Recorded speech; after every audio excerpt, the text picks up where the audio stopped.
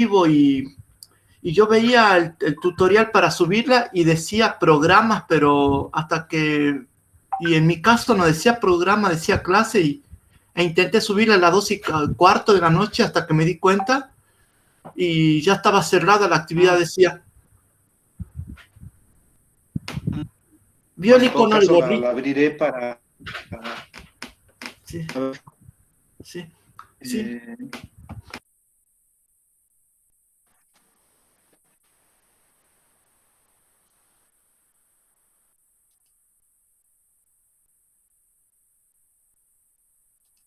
Ahí está grabando. En todo caso, después veo el tema ese de Lucas y extiendo la fecha de presentación hasta más tarde en todo caso. Bueno, Gracias, la semana pasada vimos como realizando algunas apreciaciones respecto al tema del significado, en este caso, de la independencia, ¿no? Este es un texto del barcelonés Josep Fontana Lázaro. En principio había como detalles que resultaban como bien interesantes, ¿no? Si uno trata de recordar lo que decíamos en aquella oportunidad, había como algunas cuestiones, dice, que en principio, a manera de recordar y para avanzar con este texto, él llamaba la atención de que el proceso de la independencia debe analizarse, dice él, a partir del caso concreto de cada uno de los países, ¿no? Más teniendo en cuenta, me parece, el tema de cuáles fueron las reacciones que en carácter político se fueron dando en las diferentes unidades administrativas de los virreinatos en el periodo colonial hacia 1808 en adelante, ¿no?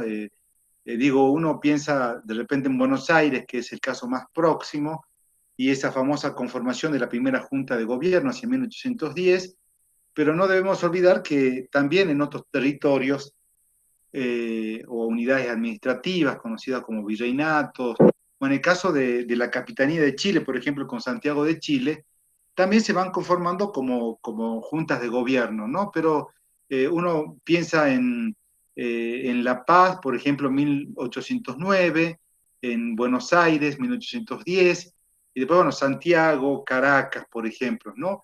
Pero así también hay como otros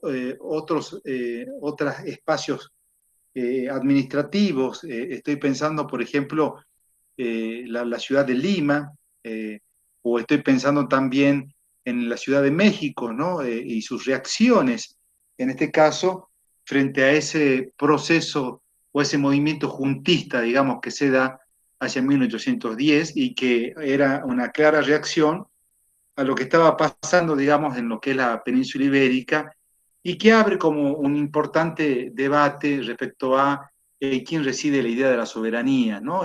O el tema, uno puede también plantearlo desde el punto de vista de la legitimidad. Y lo otro que decía el amigo Fontana, habla de que está muy alejada de la idea de que han participado todos los sectores de las sociedades, ¿no? Sino en realidad fueron como movimientos juntistas iniciales que han sido llevadas a cabo por una minoría politizada, ¿no? Y en todo caso él va mucho más allá porque él está hablando no solamente de estos procesos que se dan inicialmente como juntas de gobierno, sino también él está hablando particularmente de los procesos que han llevado a la independencia de los diferentes países, ¿no? Unos más, unos menos, pero en definitiva, cada uno, según su punto de vista, han seguido como un proceso político diferente, ¿no? En este caso. Siguiendo con lo que él decía particularmente sobre eso, es que la pregunta acá como más importante es si hubo o no hubo una guerra civil, ¿no? En todo caso, si uno piensa como guerra civil, espera un ratito que si uno piensa como guerra civil, en principio lo tendría que pensar como que fueron como movimientos que han terminado en la independencia, en donde han participado una gran masa popular, cuando en definitiva lo que se advierte muy claramente es que eso no fue tan así, ¿no? Hubo un gran sector de la población, dice Tana, que se han mantenido indiferentes ante estos procesos políticos, ¿no? Entonces, es un detalle como para tenerlo en cuenta en nuestras reflexiones, ¿no? Siguiendo con esto, habíamos quedado en esta parte sobre qué aspectos reflexiona el texto, que lo voy a poner como material, si alguien de repente lo quiere leer y quiere ampliar un poco más la perspectiva sobre lo que puede decir Joseph Fontana, ¿no? Primero, me parece, este punto me parece muy importante, dice sobre el contexto en el que se genera la independencia, ¿no? Es un detalle muy importante por el tema de, recuerden, el caso de Buenos Aires, por ejemplo, que es el caso más próximo, hasta la creación del Virreinato del Río de la Plata, había jugado un papel totalmente marginal frente a lo que es el sistema colonial, ¿no? Entonces, desde ese punto de vista no es lo mismo hablar, por ejemplo, en el caso de Chile, como ciudades como Concepción al sur, que están ocupando una posición periférica, de frontera, como en el caso de la ciudad de La Paz o en el caso de la ciudad de Caracas, digamos, ¿no? En principio. Entonces, hay que ver ahí cuál es la naturaleza del sistema colonial que se instaló en el siglo XVIII, y hay otros elementos que van apareciendo en el camino. Por ejemplo, qué impacto tuvo en determinados territorios cuando uno habla sobre la rebelión de Tupac Amaru, ¿no? En este caso, por ejemplo, o ciertas rebeliones o levantamientos contra las reformas borbónicas, por ejemplo, ¿no? Entonces, me parece que es un detalle muy interesante tener en cuenta previamente el contexto, ¿no? Previo en el cual se va a generar el tema de la independencia. Otro tema que se ve, dice, cómo fue la quiebra del sistema español. También se hace alusión a las diversas manifestaciones, protestas de los grupos sociales en varias regiones.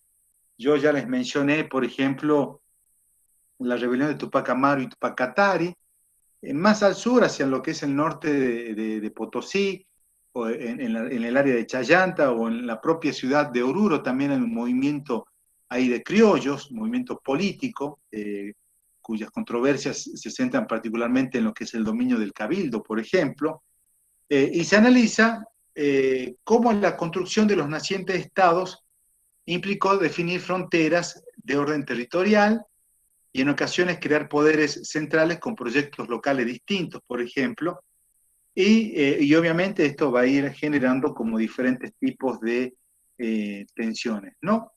Y finalmente en el texto también se analiza esta idea de cómo cada Estado construye su idea de nación, ¿no?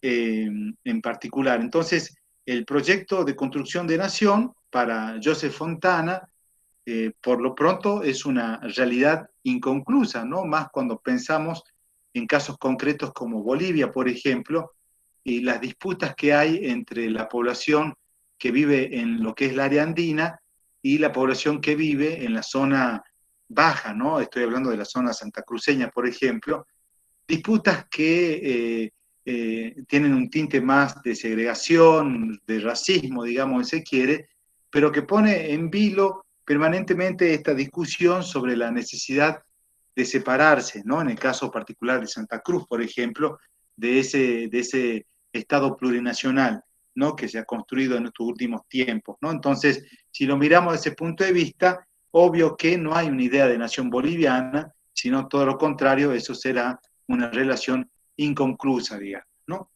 Entonces, si uno habla sobre el tema de la nación particularmente, o sobre la idea de la nacionalidad, ¿no? Dice Joseph Fontana que este texto fue escrito en lo que se refiere al bicentenario de la independencia en México, donde se han realizado como diferentes tipos de actividades académicas y no académicas, obviamente también, en donde en un congreso indígena mexicano, donde se reunían, ¿no? Una serie de grupos étnicos, estos rechazaban, fíjense, la celebración del bicentenario de la independencia y denunciaron que la historia actual de los pueblos, de sus pueblos, es una historia de despojos y de represión.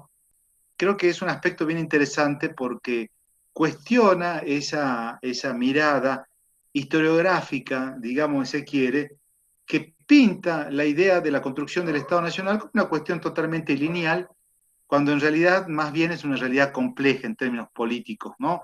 En la cual no solamente intermedia un Estado nacional que aplica políticas de carácter vertical, sino también intermedian otros actores sociales que se resisten ante los procesos de estatización, digamos, se quiere, ¿no? Entonces, en este caso, obviamente este gran sector de la población que son los indígenas van a jugar un papel fundamental en términos de resistencia frente a los procesos de construcción de los estados nacionales.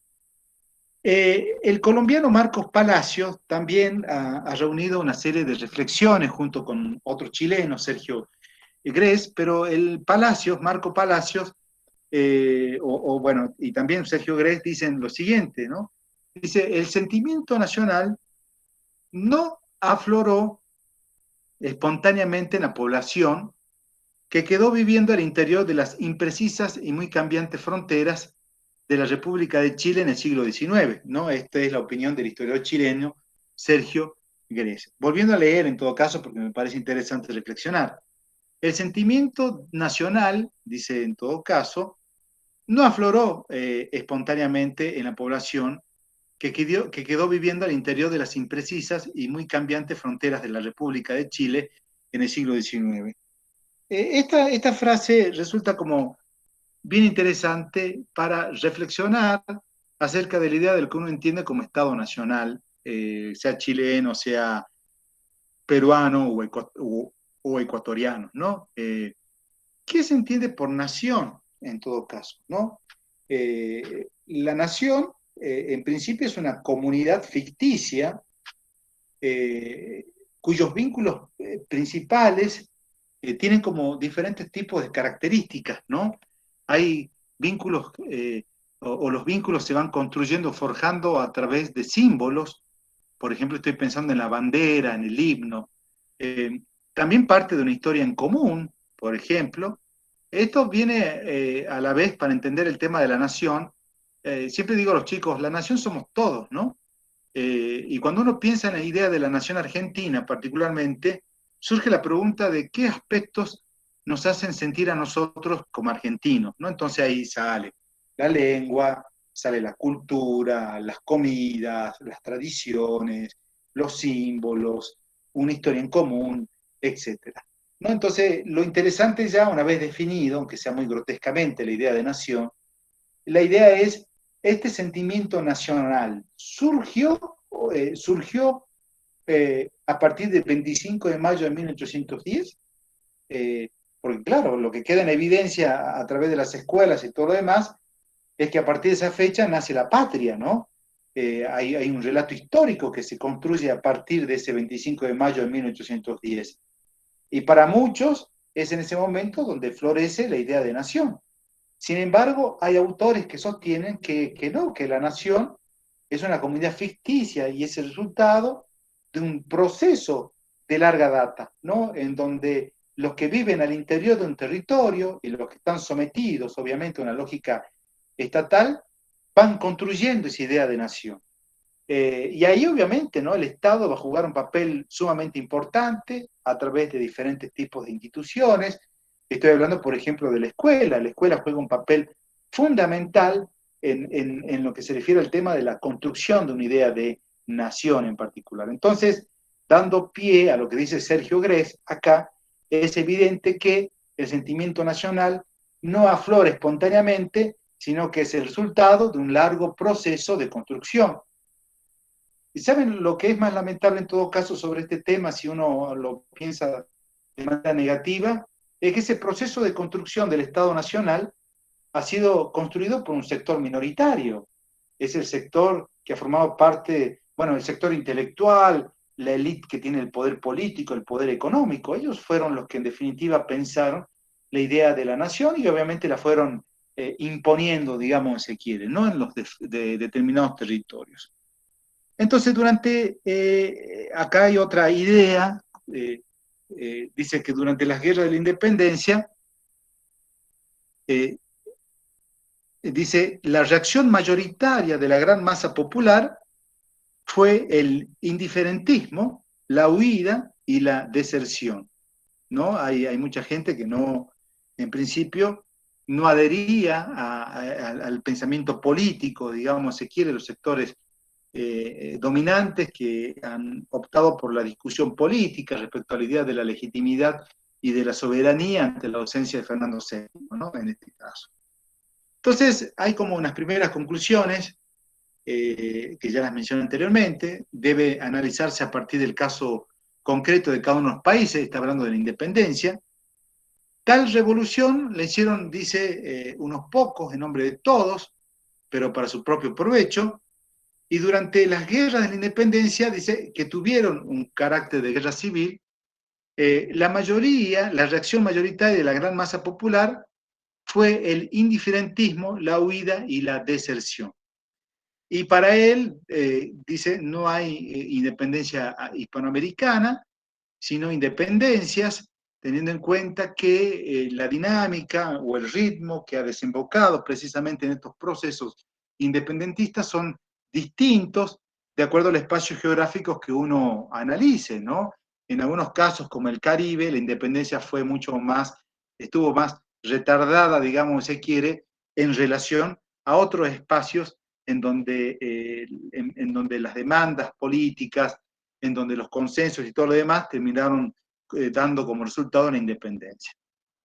Y obviamente que la otra conclusión es que la crisis imperial generó como diferentes procesos locales, pero sobre todo, y acá un detalle, una gigantesca fragmentación, ¿no? Nosotros cuando observamos, por ejemplo, cuál es el resultado final de ese proceso de fragmentación en el caso del Virreinato del Río de la Plata, lo que queda claro ahí es, por ejemplo, que de esa fragmentación se constituye Bolivia, se constituye Paraguay, se constituye Uruguay, y parte del territorio que desembocaba en el Pacífico, en lo que es la zona de Atacama y todo lo demás, eso en algún momento va a parar en manos de Bolivia y después en manos de Chile, ¿no? Con la guerra de Chile. Es decir, lo que uno puede ver a través de este ejemplo es un proceso de fragmentación que hacia su interior también van a dar como resultado, por ejemplo, el surgimiento de las provincias, cuando hablamos sobre el caso de la Argentina particularmente, o cuando hablamos sobre la Gran Colombia, ¿no? Este virreinato, el de Nueva Granada, compuesto por Venezuela, Colombia, por ejemplo, que en algún momento también entra en un proceso de fragmentación política. A partir de estas conclusiones, lo que uno puede observar entonces que hay una dinámica particular del que ha llevado los procesos de la independencia y que en cada país se dio de acuerdo, ¿no?, a las características propias de un sistema colonial previo y a los grupos que han llevado a cabo, digamos, el proceso, en este caso, independentista. Una sugerencia de parte de Joseph Fontana dice, una clara comprensión de las independencias americanas exige, dice, ir más allá de la épica tradicional, ¿no?, que se centra en la actuación de los próceres y los libertadores. Y sobre todo, dice, sobre el mito legitimador que procede como si las nuevas naciones estuviesen ya contenidas en forma embrionaria en las viejas estructuras coloniales. Acá como que hay dos puntos como para poder aclarar, ¿no? Está dicho de que no es tan simple el tema el tema de comprender las independencias basado solo en la idea de que fue lograda a partir de la intervención de unos cuantos, ¿no?, conocidos como próceres o libertadores. Está dicho que detrás de estos precisamente hay diferentes actores políticos que han colaborado o se han resistido, que han dado forma, digamos, si quiere, un proyecto político que ha terminado en independencia. Entonces, y lo otro, obviamente, lo que decía anteriormente, no existe la idea de nación, la idea de nación resulta de un proceso a largo plazo. Entonces, no hay una idea de proto-nacionalismo, ¿no? Esta idea de un nacionalismo embrionario, ¿no? Ni siquiera el ideal de una nación, ¿no?, que conduce a la creación de estados modernos, sino más bien, dice el amigo, en este caso Fontana, hay un reagrupamiento en torno a pueblos y municipios para enfrentar la defensa de intereses locales. Muy bien, ahí hay un detalle interesante en principio, ¿no? ¿Dónde se dirimen o dónde se resuelven estas cuestiones políticas vinculadas con la soberanía particularmente? Y el lugar van a ser principalmente en las ciudades y dentro de las ciudades en los cabildos, ¿no? Recuerden ustedes que los cabildos eran esas entidades a partir del cual se construía la política local, digamos así. Entonces, acá lo que resulta como significativo, digamos en particular, es que este reagrupamiento, dice, en torno a pueblos y municipios, tiene como propósito la defensa de intereses locales, ¿no? Y creo que hacia ahí apunta el amigo Joseph Fontana, cuando uno dice, che, pero ¿cuáles son los intereses de estos sectores dirigentes locales, ¿no? Lo que va a quedar claro, digamos, es que en muchos de los territorios en donde se prefiere mantener el orden social, el status quo económico, salen principalmente en la defensa de las tierras, ¿no? En este caso, pero déjenme que sea un aspecto para ser tratado un poquito más adelante. Entonces, volviendo a insistir, no hay independencia, una sola independencia, sino una multiplicidad de procesos dispares que generan dinámicas sociales y políticas. Solo lentamente se irán configurando aquellos mapas que hacen reconocible a las naciones, ¿no? Es decir, de la fragmentación, digo, de Nueva Granada, se va configurando lo que es Colombia, se configura a medias, digamos, lo que es el territorio venezolano, en donde sus límites todavía no están muy claros, ¿no? Hay aspectos que tienen que ver con la construcción de la idea de la territorialidad, que eso va a llevar un tiempo, que va a permitir, en todo caso, construir esta idea de límites fronterizos, digamos, ¿no?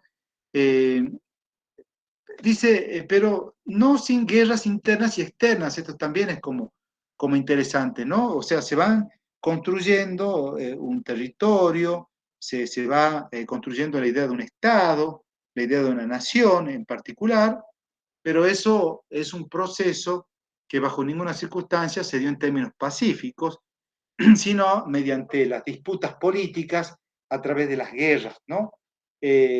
Bueno, que son disputas más bien ideológicas entre federales y unitarios, por ejemplo, ¿no?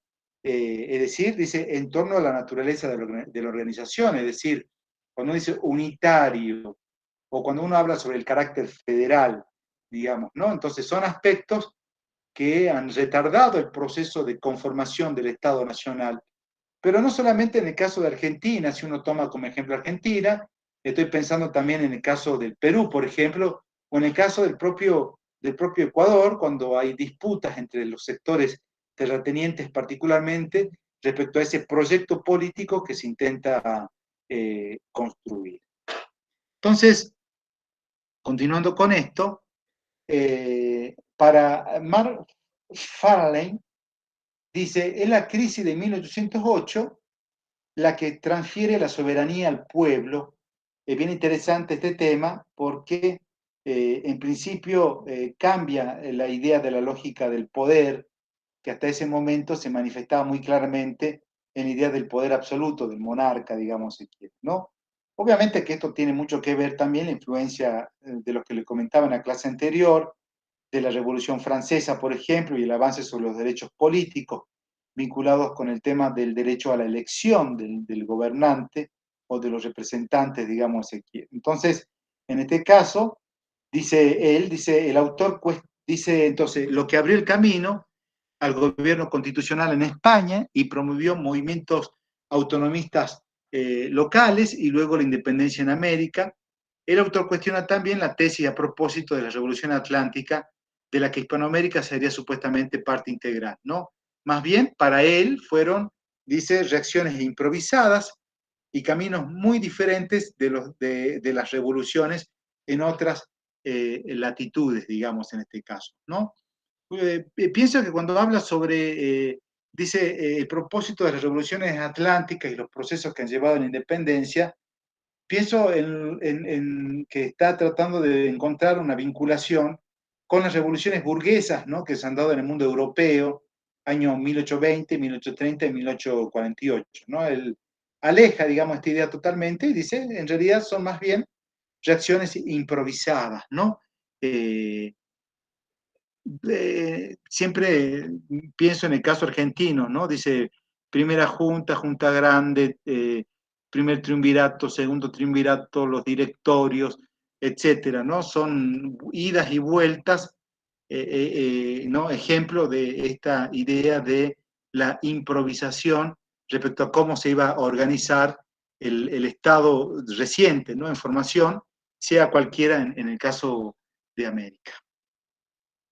También el amigo Fontana hace una relación al caso de la región del Caribe, ¿no? En este caso, eh, porque para él el Caribe tiene como una lógica totalmente diferente a la observada, digamos, en otros espacios, ¿no? A ver, me esperan un ratito.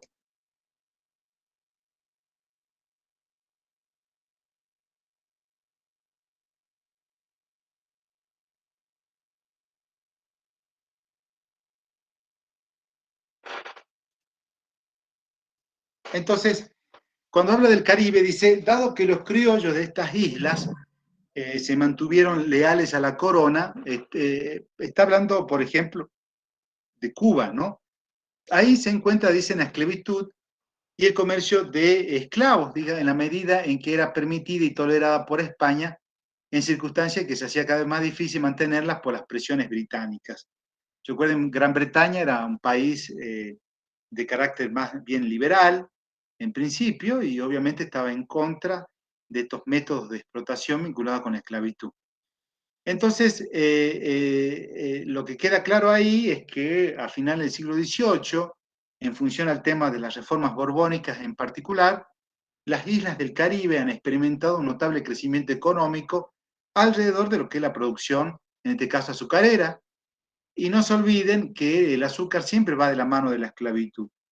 Entonces, mientras que en otros lugares del continente se dio como una mayor factibilidad para lograr la separación política en relación con la corona, en el caso del Caribe el proceso fue como mucho más lento, ¿no? Entonces aquí en principio hubo como una mayor capacidad de negociación entre comerciantes y hacendados caribeños para obtener franquicias por parte de la corona. Ellos han preferido conservar las pingües ganancias provenientes de la producción azucarera, conservando también el sistema esclavista, digamos, se quiere, y eso como que alejó del escenario, de la escena, las discusiones respecto al tema de las posibilidades de la independencia, digamos, ¿no? En este caso.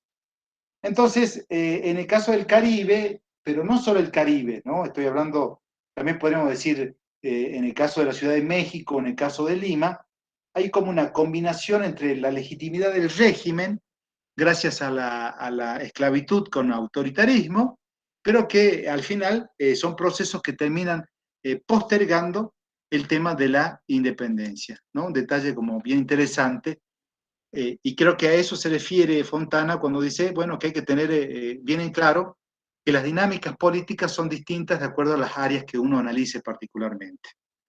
Eh, Acá también dice, hay como, dice, la gran transición de lo colonial a lo nacional conlleva una serie de cambios semánticos, ¿no? Por ejemplo, el rey y constitución, ¿no? Para enfatizar la misma fuente de poder. Pero cabe aclarar que rey está más vinculado a la idea del poder absoluto, a la idea del poder divino, mientras que la constitución está más asociada a la idea republicana, ¿no? Al tema de los derechos individuales, digamos, se quiere, del hombre y del ciudadano. Entonces son, si bien ambas significan fuentes de poder, desde el punto de vista semántico, estas palabras son distintas, ¿no? También saqué del texto estas frases que dicen que con la crisis imperial se hizo necesario inventar una nueva legitimidad y un lenguaje o un entendimiento compartido del orden, ¿no? Tanto es así que lo que habría que pensar es el rol que han jugado los sectores dirigentes a nivel local y cómo ellos han ido logrando la legitimidad. Si bien ellos discuten la cuestión de la soberanía y todo lo demás, pero frente al común, frente al pueblo, que obviamente no los había elegido, ellos tenían que lograr una cierta legitimidad, para lo cual van a apelar a diferentes tipos de estrategias, ¿no? En el caso de Ecuador, por ejemplo, dice, no se puede hablar de un plan de emancipación, sino más bien, a lo largo de esos años, varios y distintos proyectos se entremezclaron. Ninguno de ellos prevé la independencia de este conjunto político que será a partir de 1830, en el caso del Ecuador en particular, ¿no? Y así también lo mismo en otros países, ¿no? En donde, o en otros estados de reciente formación, donde queda a la discusión, digamos, si se quiere, el tema de cuál va a ser el mejor proyecto político, ¿no? En este caso. Me acuerdo de las discusiones en el Congreso de Tucumán. Algunos decían, bueno, ¿cuál va a ser la forma de gobierno, ¿no? De ese estado que se iba ese estado emergente que iba a lograr su independencia, ¿no? Belgrano, por ejemplo, decía, bueno, algunos hablaban sobre una monarquía trayendo un infante francés. Belgrano decía, no, hay que traer un rey inca, ¿no? Y otros, bueno, han preferido el tema de una forma de organización política más bien relacionada con la idea de la república, ¿no? Entonces, el ejemplo acá es que dentro del marco de esa improvisación, mucho se discute respecto a cómo se iba a organizar ese estado emergente, ¿no? Entonces, acá está muy claro, entonces, que dice que el nuevo Estado, hubo de formarse a partir de acuerdos entre diferentes espacios territoriales, ¿no? Que en principio podrían ser como, uno los podría considerar como acuerdos transitorios, porque frente a un proceso inicial de fragmentación, luego se van a ir dando otros procesos de fragmentación que van a llevar a la constitución de nuevos estados nacionales, digamos, ¿no? En este caso.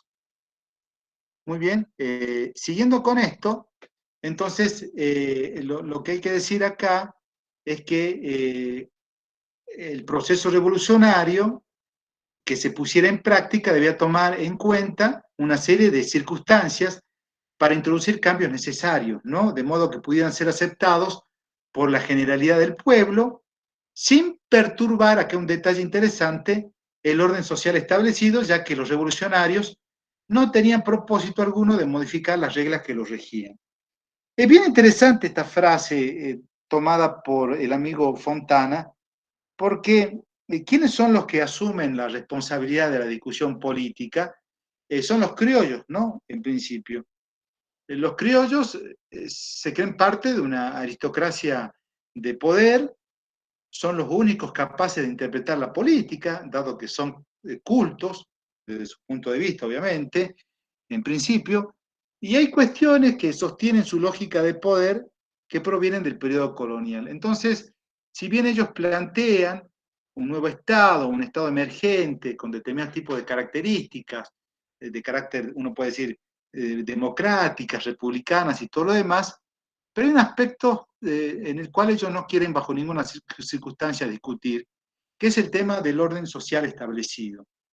Y ahí en el periodo republicano vuelve nuevamente la idea de una sociedad estamental, jerarquizada de castas, en donde si bien, por un lado, se mantiene esta idea de la república de indios, por el otro ya no va a haber una república de españoles, sino va a haber una república de criollos, ¿no? Una república de blancos, digamos, de entonces, acá lo que uno puede observar particularmente es una continuidad de esas lógicas del poder que definen un orden social en particular, en donde los indígenas forman parte, obviamente, de los bajos estratos, ¿no? Entonces, un detalle, como para que ustedes lo vayan teniendo en cuenta, respecto a cómo se va construyendo esa idea, en este caso, de nación. Entonces, avanzando un poco más sobre esto, los americanos entonces,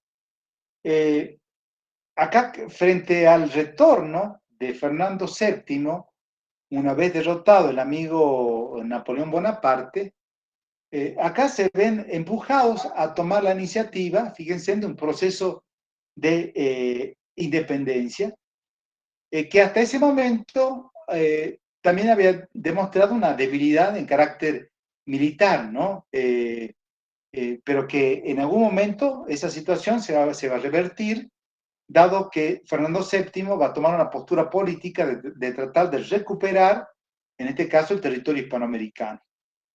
Pero dentro de ese contexto, de una vez lograda la independencia y ya como perfilado el Estado Nacional, porque acá hay un detalle interesante también, es, bueno, vamos a dar forma al Estado Nacional, vamos a ver cuál va a ser el proyecto político a aplicarse, pero también en algún momento se va a discutir respecto a cómo se va a financiar ese Estado, ¿no? Es una cuestión de otra clase. En este caso, entonces, lo realmente difícil, dice, iba a ser mantener el orden social, fijar las bases para establecer un Estado, ahí están las bases fiscales tal vez, y después, sobre todo, construir en esos límites unas naciones nuevas que no tenían nada que ver con las identidades de los pueblos originarios colonizados, ¿no? Sino tiene que ver con otro tipo de identidades, que tiene que ver con la mancomunidad criolla, con los ideales de la mancomunidad criolla, no con los ideales de una mancomunidad indígena, ¿no? Estos indígenas siguen jugando un papel de subordinación, digamos en este sentido.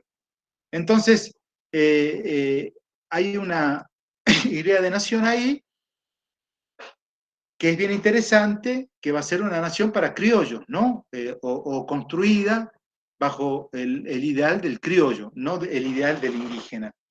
Entonces, avanzando un poquito más sobre esto, el amigo Joseph Fontana se hace una pregunta como bien interesante, que es esta, ¿no? Dice, ¿por qué pues la emancipación se retrasó especialmente tanto en el caso de Nueva España como en el caso del Perú, que es un tema que yo ya les anticipé anteriormente? Entonces lo que dice que para entenderlo, tal vez nos convenga considerar que tanto en Perú como en México fueron los escenarios de las más amenazadoras insurrecciones indígenas en las décadas anteriores a las independencias. En el caso de Perú, recuerden ustedes, la rebelión de Tupac Amaru y Tupac Katari, bueno, una rebelión que termina siendo derrotada, digamos, en principio, en donde se suspenden los privilegios, por ejemplo, a los curacas, por un lado, pero también en donde de parte de los criollos se genera una cierta desconfianza contra los indígenas, ¿no? En este caso. Lo mismo en el caso de México, en estas movilizaciones de carácter insurgentes de campesinos, de indígenas, de mineros provenientes del norte, hacia 1810 en particular, encabezados por el cura Hidalgo, por ejemplo, ¿no?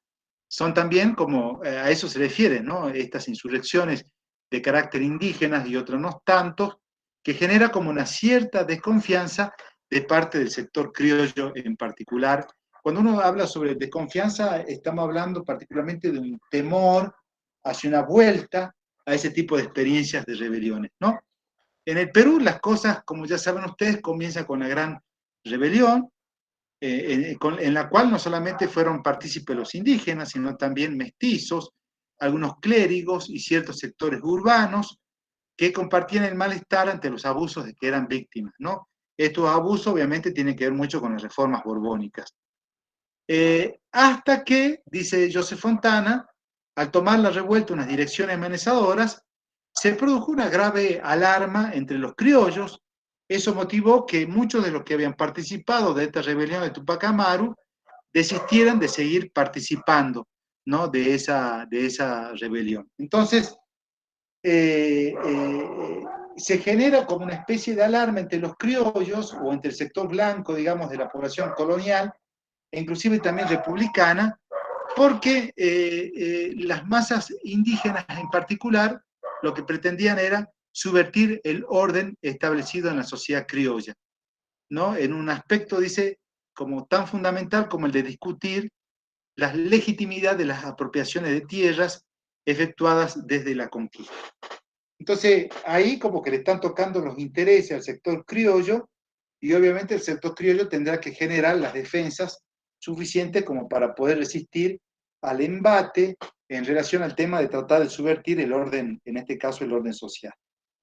Entonces, eso me parece, dice Joseph Fontana, que sería un aspecto muy interesante para explicar que los núcleos de criollos y mestizos que inicialmente habían simpatizado con los rebeldes acabaran dando pleno apoyo a la represión. Esto va a ser un aspecto que se va a mantener también durante tiempos de la independencia. Un mido semejante también se dio, dice Joseph Fontana, en Nueva Granada, con el movimiento de comuneros, ¿no? En este caso, en donde también ahí el orden colonial aparece como amenazado, digamos, se quiere, en donde hay todo un proceso de reivindicación de las tierras a favor de las comunidades indígenas que consideran que sus tierras habían sido usurpadas, digamos, en principio. Entonces, hay como una especie, desde la perspectiva del criollo, una especie de odio racial del indígena contra el criollo de sangre europea. Por lo tanto, obviamente que hay que tener cuidado con los indígenas particularmente en este sentido, ¿no? Entonces, el retraso de la emancipación tanto en México como en Perú no debe verse solo basado en criterios étnicos, sino también como un ejemplo extremo de algo común en todos estos procesos, ¿no? Donde la independencia estaba estrechamente condicionada por la voluntad de estos sectores de preservar el orden social establecido y en especial la estructura de la propiedad de la tierra. También hay otros autores que sostienen que tanto en México como en Perú el efecto de la independencia se vio retardado porque obviamente los pingües negocios asociados con el sistema monopolista español hacían que estos pensaran doblemente, ¿no? En la posibilidad de cambiar el status quo vigente, entonces, ¿no? En este caso.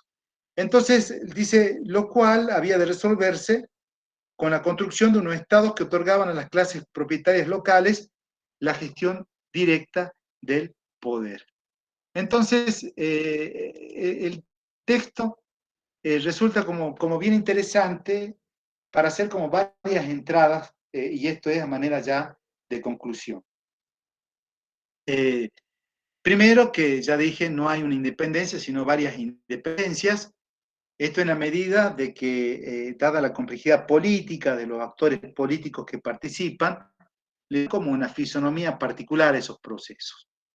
Luego, el tema de que no es lo mismo hablar de los movimientos que han llevado a la independencia, por ejemplo, en Buenos Aires, Caracas o en Santiago, que hablar de México o en el caso del Perú, dado que allí la independencia se dio retardada.